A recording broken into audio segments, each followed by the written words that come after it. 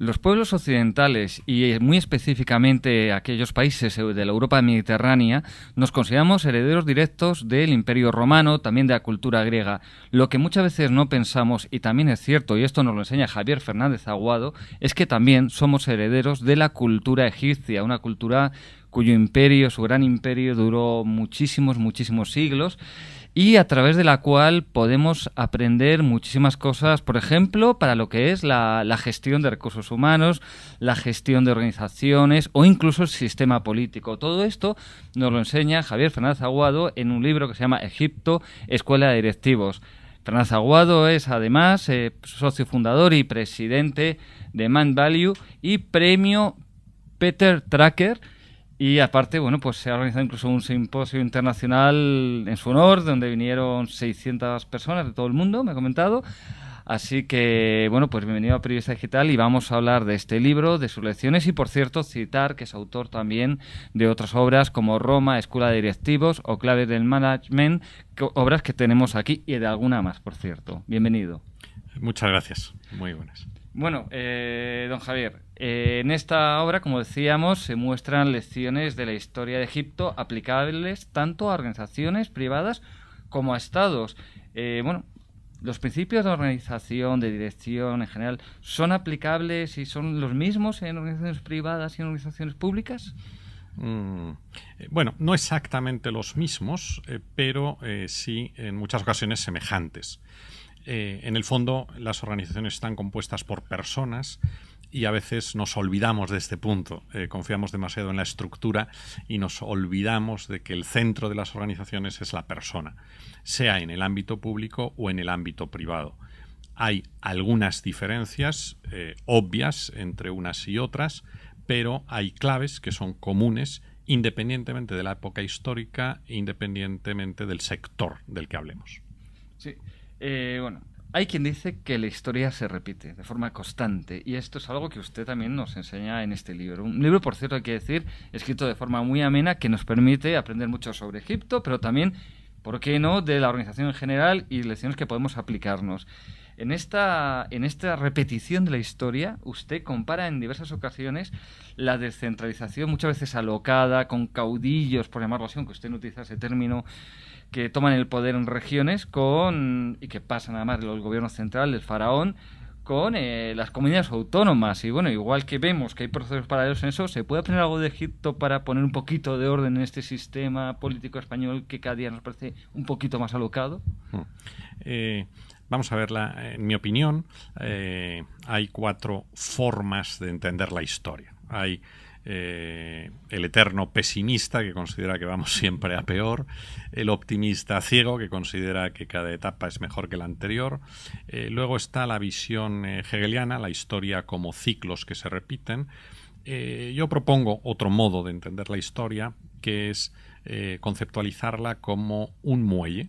En los muelles hay zonas que se repiten, pero no son exactamente iguales, y la distancia entre una curva y otra no siempre es la misma. Dicho de otro modo, si bien es verdad que hay algunas pautas que se repiten, no significa que la historia sea en sentido estricto cíclica, aunque sí hay comportamientos, modos de hacer que se reiteran en cualquier país, en cualquier circunstancia.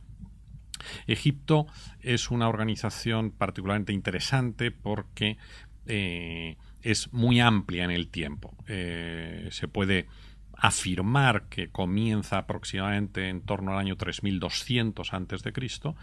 y podemos decir que el Egipto faraónico concluye en torno al siglo IV, la época romana, después de Cristo.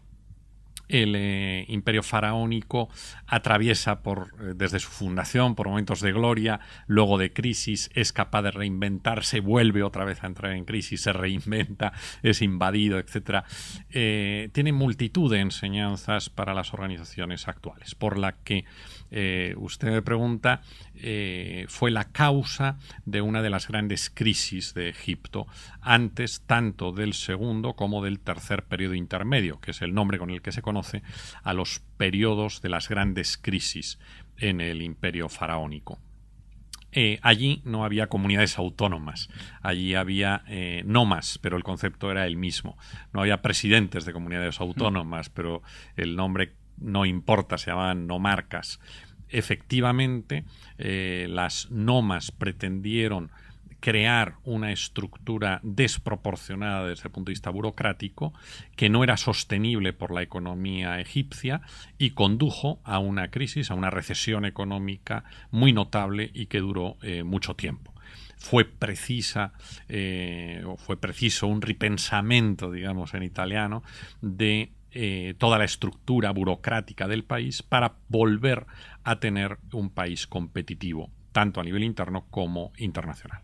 O sea que por una parte había estos nomarcas que trataban de buscar un máximo poder personal y aprovecharse, incluso a veces enfrentándose al poder central, como, y esto lo vemos en comunidades autónomas actuales, como el exceso de burocracia y en todo, al final una administración elefantiásica. O sea, el paralelo es tremendo. Efectivamente, yo dedico el capítulo más amplio del libro, está dedicado a este ejemplo en el que voy mostrando cómo una organización puede funcionar con una estructura suficiente, pero cuando se desproporciona, cuando se genera esa elefantiasis, acabamos dañando aquello mismo que intentamos ayudar. A mí me gusta decir que la administración pública es la columna vertebral de un país, pero la columna vertebral debe cumplir su función, porque si la columna vertebral pretende convertirse en corazón, cabeza o pies, eso ya no es una columna vertebral, eso es un cáncer.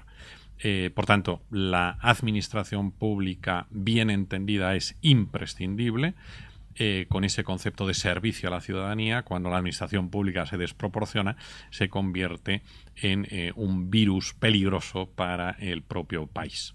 Pero lo curioso es que estos mismos problemas también se pueden dar en estructuras de organizaciones privadas, porque grandes empresas en las cuales al final los departamentos cada uno termina aislado uno de otro, con sus jefes que tratan de mandar sin responder ante los superiores y con una burocratización total de todos los departamentos, y al final que te encuentres que el personal administrativo es muy superior a la necesidad necesaria para la empresa y te puede terminar hundiéndola.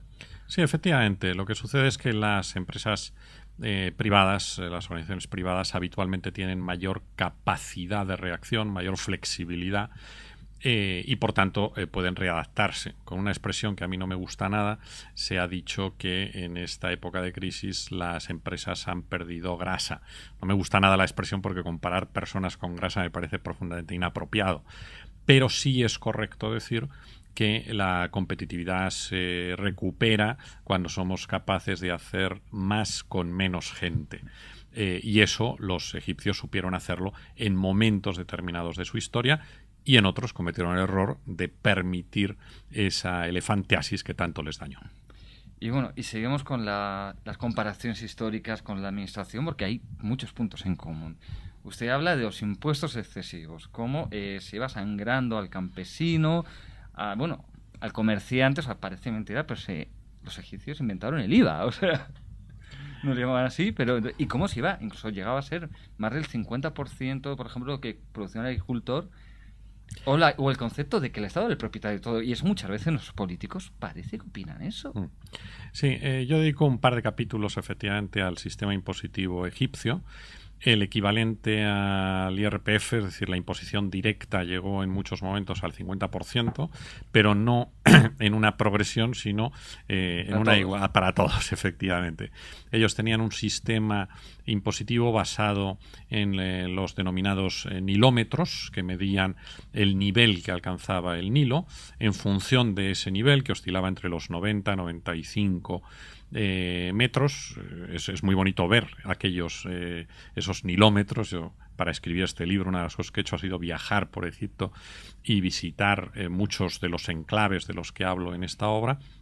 En función de eso se establecían los impuestos. Había una imposición directa y luego había una imposición indirecta. Había, por supuesto, que había IVA, había aranceles, había en algunos momentos el equivalente a la tasa de basuras o al IBI, también ellos lo tuvieron. También hubo alguna imposición en el caso de sostenimiento de policías locales, etcétera. Muy poco se ha inventado en el concepto fiscal que no aplicaran ya en su momento los egipcios. Y bueno, pero vemos en cosas que sabemos que hay políticos que tienen esa tentación, incluso hay figuras parecidas, ¿no? Si un agricultor ya harto de que le sangren decide, pues mira, ¿para qué voy a poner tanto cuidado en cuidar la tierra si total se van a quedar con todo?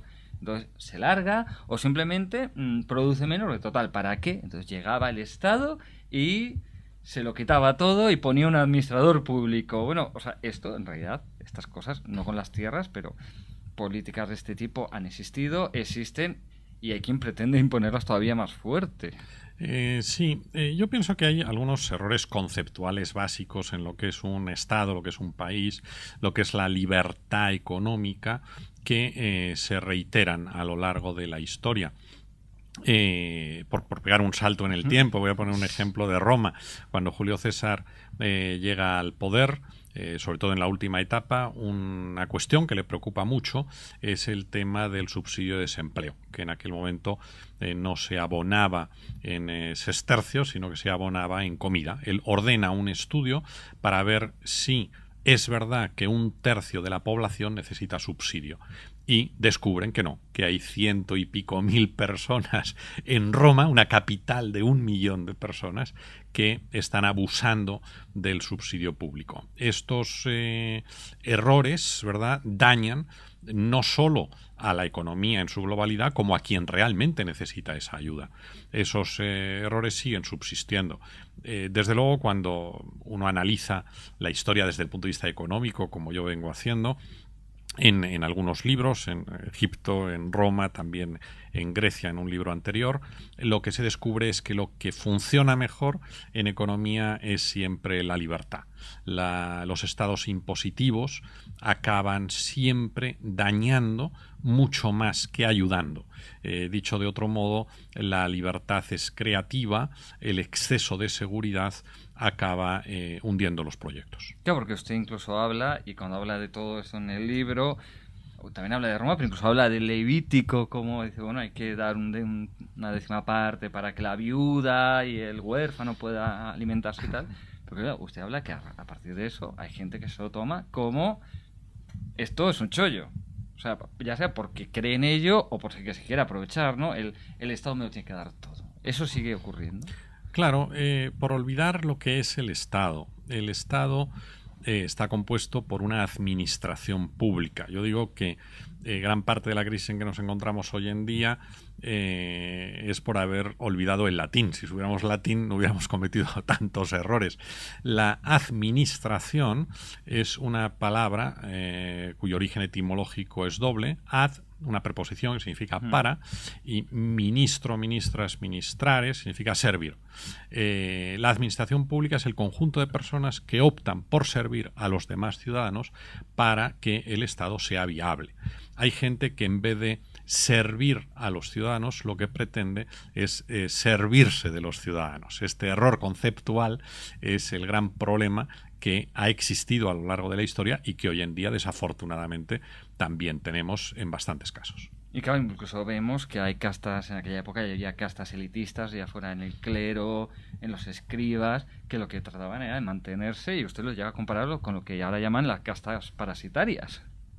Sí, así es.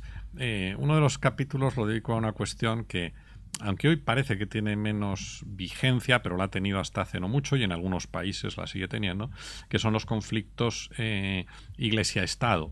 Es evidente que en una organización pueden mandar una persona, debe mandar una persona, y que los conflictos surgen cuando dos quieren mandar en el mismo ámbito. La colisión entre Iglesia-Estado, que ha sucedido en muchos países y hasta hace no mucho tiempo también en el nuestro, en Egipto también la vivieron. Ese es el motivo de la denominada crisis de Amarna, cuando un faraón, en concreto Akenatón, decide prescindir del clero de Amón, que está invadiendo sus competencias, y por eso crea una nueva ciudad, Amarna, donde crea un nuevo clero que no pretenda introducirse en el terreno político y se limite al religioso. Son fenómenos que se repiten en la historia y que, si fuésemos capaces de aprender, porque esto no es un ejercicio de erudición, esto es sencillamente ver que hay soluciones a los problemas que hoy en día se nos plantean y que hay errores que, si nos empeñamos en repetir, nos volverán a conducir al muro contra el que chocaron otras civilizaciones. Y entre los múltiples paralelismos vemos que en una época determinada los nomarcas hacen sus tumbas cada vez más fastuosas, mientras los faraones van haciendo sus pirámides más pequeñas, como todo el boato alrededor del poder crece entre ese poder periférico mientras disminuye, y eso recuerda muchas veces lo que ocurre donde los presidentes de comunidades autónomas se dotan a sí mismos de nombres, de coches que tienen que ser como poco tan buenos como el del presidente de gobierno, o incluso alcaldes, y todo un boato que va más allá de lo que vemos auténticos jefes de Estado. Sí, es la ceguera del poder. Yo creo que el erotismo del poder es muy superior al del sexo. Se ciega tremendamente. Y se descubren pues situaciones ridículas de comportamientos que nos chocan y que realmente están sucediendo hoy en día. En el libro menciono, entre otros muchos, el caso de Pepi II, un faraón, uno de los 2 faraones más longevos. Este caballero pues tenía un problema, que era que cuando salía a pasear, habitualmente por las tardes, le molestaba mucho que las moscas, los mosquitos que hay en torno al Nilo, pues le picasen. Total que acudió a un consultor que le asesoró, y a partir de determinado día él salía a pasear con 4 esclavos, 2 delante, 2 detrás, que iban untados en miel y desnudos, para que las mosquitos optaran por los esclavos en vez de picarle a él, y así evitó su problema. Cuando uno ve este comportamiento, piensa que cosas más raras hacían los egipcios. Bueno, se siguen haciendo cosas muy parecidas, quizá no con miel, pero uno descubre muchos directivos que se quitan de en medio problemas que serían de su responsabilidad y los trasladan a los demás de manera injusta. Verlo quizá en este espejo de la cultura egipcia puede ayudar a que muchos directivos opten por gobernar de una manera más sensata. Claro, esto incluso recuerda, por ir al sector privado, no solo vamos a hablar de lo público, a directivos de grandes empresas o de grupos, incluyendo grupos de comunicación, que viajan en jets privados mientras despiden a cientos de empleados. Sí, desafortunadamente ejemplos hay muchos. Yo conozco por diferentes motivos algunos medios en los que esos comportamientos contradictorios claman al cielo, y el mismo día que se están produciendo despidos por ERES están imponiendo que al llegar sus regalos, esto sucedió en Navidades, los jamones de jabugo que les llegan no se queden en la estafeta, sino que sean llevados a sus despachos y luego trasladados a los coches, mientras gente está con sus cajas porque ha sido despedida recogiendo sus enseres. Si eso sucediera en otro tipo de empresas, al día siguiente lo sacarían en los titulares con gran escándalo, pero al suceder en un medio, pues eso pasa desapercibido y nadie se reconoce como un sátrapa caprichoso cuando en realidad se está comportando así. ¿Puede decirnos de qué medio está hablando? Obviamente no. Obviamente no. Bueno, pues sigamos con las lecciones de la historia de la corrupción. En Egipto fue muchísimas veces un gran problema de corrupción, que una vez más no aprendemos por qué. Porque al final parece que la corrupción se va abriendo paso en las organizaciones, sobre todo en las públicas, en las estatales, y por qué cuesta tanto ponerle coto. ¿Qué hay que hacer para ponerle coto? Sí, esta es una cuestión que mezcla la decencia personal con la ética social.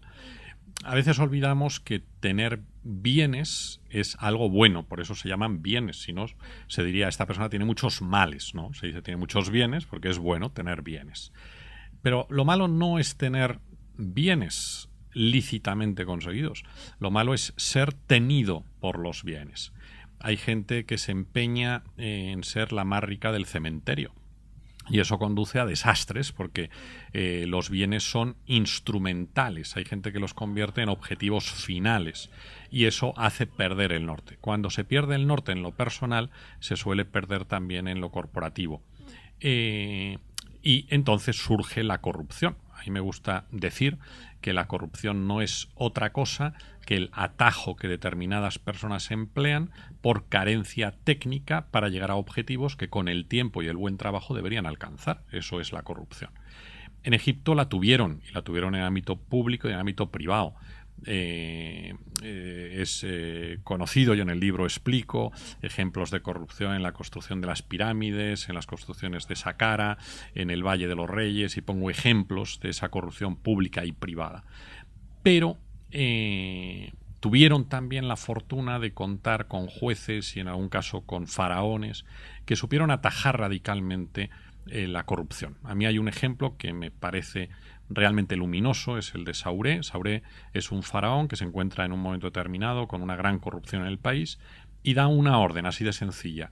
Cuando se detecte que alguien ha robado, antes de empezar el juicio, se le exigirá hasta el último centavo. Tiene que devolverlo. Luego ya se le juzgará, luego ya veremos, ¿no?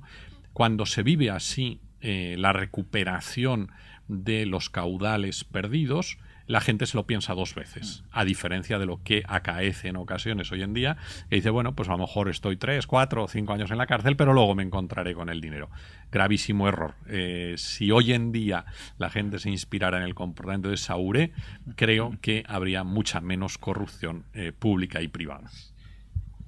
Y ya que ha hablado de la construcción de las pirámides, bueno, usted en su libro cuenta cómo hubo faraones que en un determinado momento la economía no se podía permitir, pero ellos se lanzan al equivalente de lo que hoy serían nuestras grandes infraestructuras públicas, pensando en aeropuertos sin aviones, en fin, esto de querer aparentar, de querer construir, algo que no sirve para nada, y estos se lanzan templos y similares.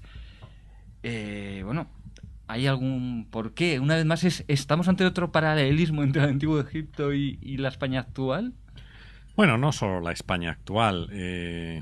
Yo por mi trabajo pues viajo bastante, he tenido oportunidad de trabajar físicamente en más de 45 países de 4 continentes, y cuando la gente dice, no, es que en España hay mucha corrupción, bueno, yo no conozco ni un solo país en el que no la haya.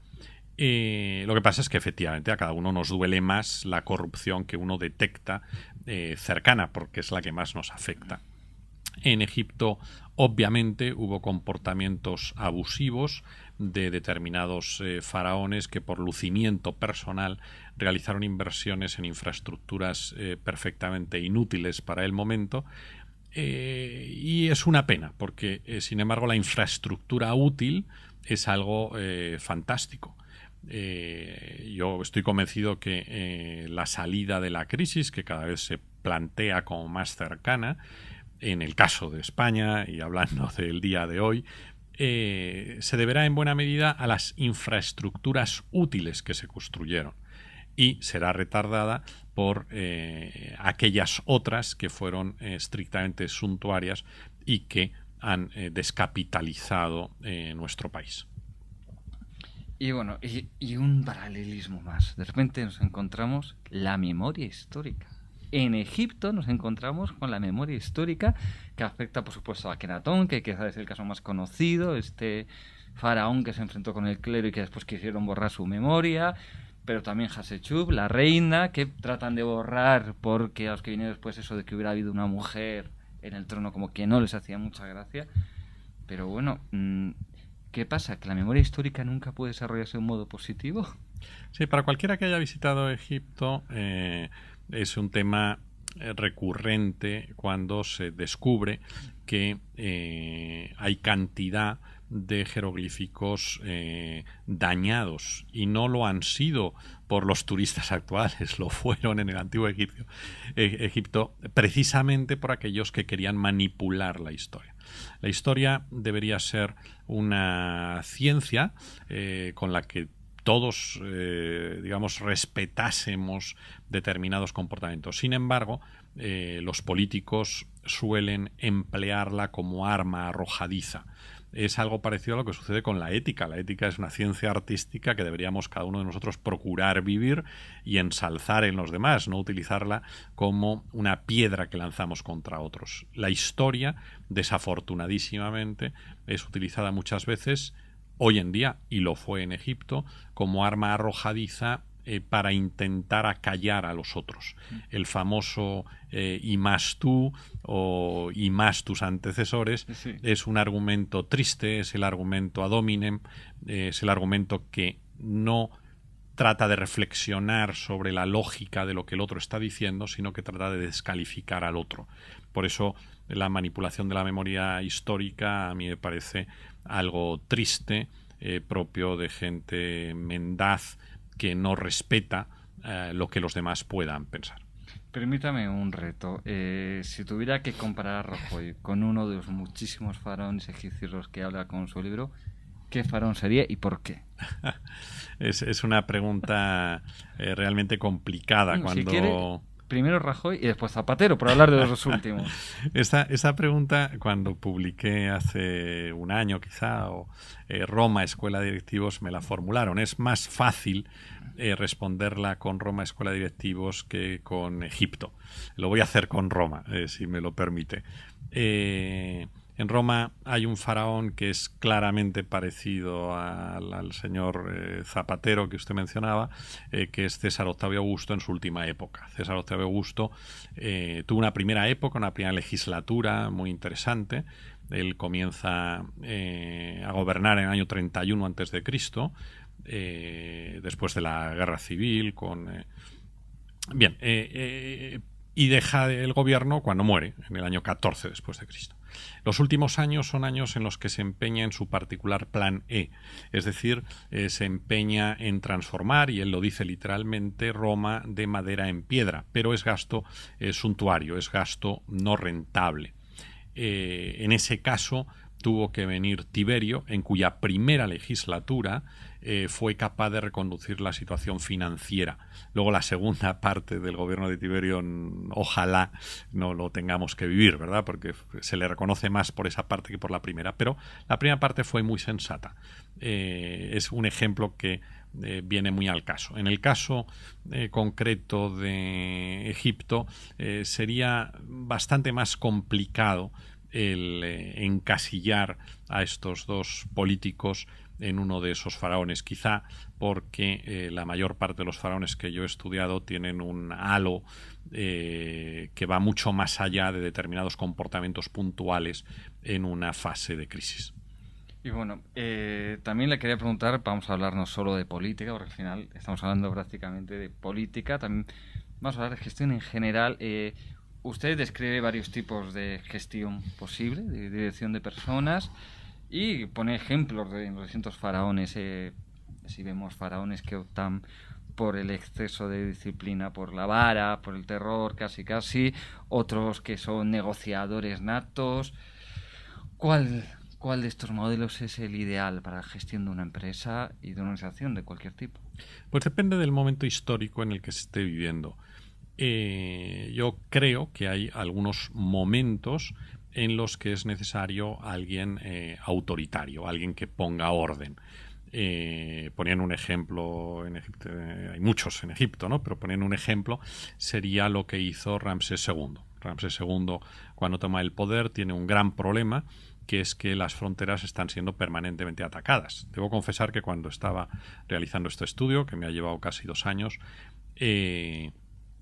no sabía si estaba leyendo jeroglíficos, papiros, etcétera, o estaba leyendo la prensa del día, porque ya entonces los problemas con los sirios, los palestinos, el propio Egipto, pues eran los mismos, básicamente, que hoy en día vemos.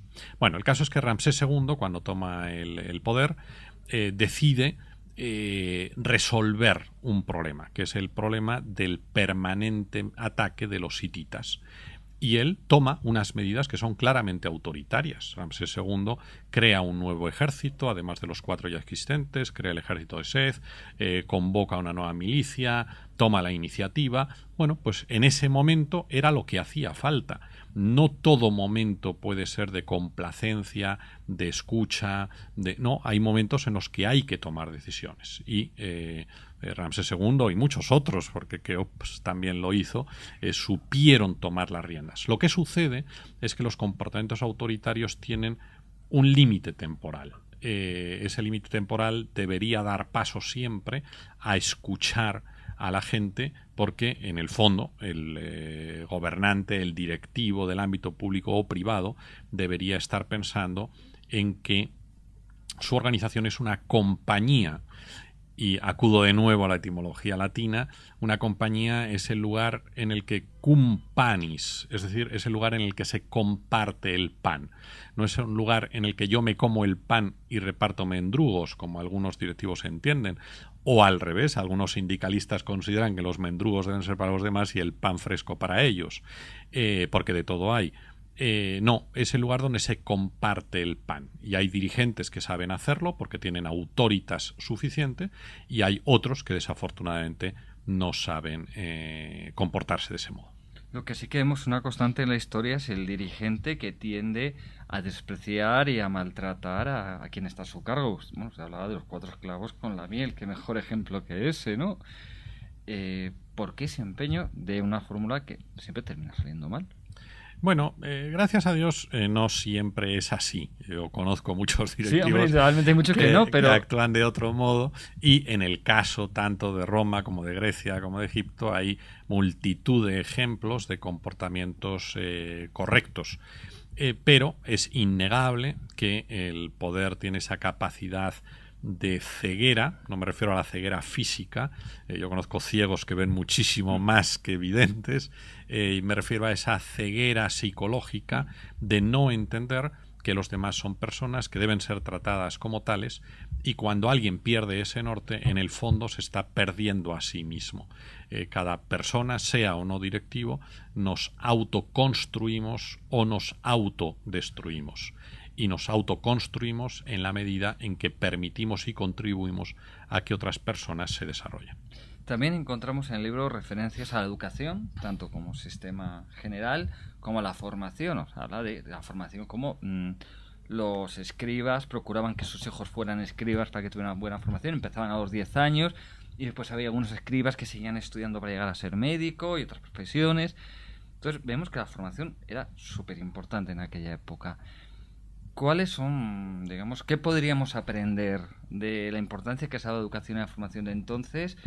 ¿Qué hemos aprendido y en qué nos diferenciamos y qué podríamos aprender para mejorar? Pues hay muchas cosas, hay algunas que sí que las hemos aprendido. Yo he llegado a Egipto a través de mis estudios de Grecia y Roma, aplicadas al management, porque yo básicamente a lo que me dedico es a asesorar organizaciones para la mejora de sus sistemas, la visión estratégica, los mejores modos de gobernar. Yo cuando empecé a estudiar Grecia descubrí que los mejores intelectuales griegos iban a Egipto a estudiar. Lo mismo que hoy en día, pues quien puede permitírselo se va a Estados Unidos a hacer su MBA o a Alemania o a Gran Bretaña quizá. En Roma iban a Grecia. De hecho, Julio César es detenido por tomado prisionero por los piratas cuando va a Rodas a hacer su MBA. Los griegos, Platón, Solón y muchos otros, iban a Egipto a estudiar. Por tanto, había una formación de posgrado que se consideraba muy relevante y se iba donde estaban los mejores profesores. Profesores que, por cierto, eran respetados y valorados, cosa que desafortunadamente hoy en día parece que el profesor fuese lo menos importante dentro de la cadena educativa. Yo considero que es muy bueno que los alumnos pues sugieran quiénes deben mejorar en sus capacidades pedagógicas, pero nos hemos vuelto con el mundo al revés. Ahora es mucho más importante la valoración de un alumno sobre el profesor que la del profesor sobre el alumno. Locura que los egipcios, desde luego, no aplicaban. Además, en Egipto, en mi opinión, tenían algunas claves para esa educación que eran muy sensata, que era su plan de carrera que llevaba a los primeros 4 o 5 años, depende de las épocas, el niño estaba con la madre. A partir de cumplir 4 o 5 años, repito, depende de la época, el niño está con el padre, está en el periodo de aprendizaje. Y luego, si lo vale, se le pone un pedagogo para que le dé clases particulares o va a la escuela correspondiente. Hombre, hemos mejorado en un punto, que los estudios en el antiguo egipcio lo realizaba un porcentaje mínimo de la población. Aquí nos hemos pasado al otro extremo. Pretendemos que todo el mundo sea licenciado y eso es un gravísimo error. Yo en España considero que hay una enfermedad extendida que es la licenciatosis. Yo creo, bueno, ahora ya este ejemplo valdría menos, ¿no? Pero yo creo que con la el certificado de bautismo habría que dar un certificado de licenciatura para que la gente estuviera tranquila y ya pudiera dedicarse a otra cosa. Pero en fin, yo creo que esa licenciatosis es exagerada. Los egipcios desde luego no la tenían. Lo que sí tenían era claro que iban a dedicarse a aquellas profesiones en las que pudieran ganarse la vida honradamente. ¿Tiene que ver algo con esta licenciatosis el hecho de que se montó una revuelta porque para dar una beca se quiera pedir más que un 5,5? Pues puede ser que sí. Yo pienso que a veces perdemos un poco el norte. O sea, dijo una persona que prefiero no citar por lo ignorante de la declaración que el dinero público es de todos. No es verdad.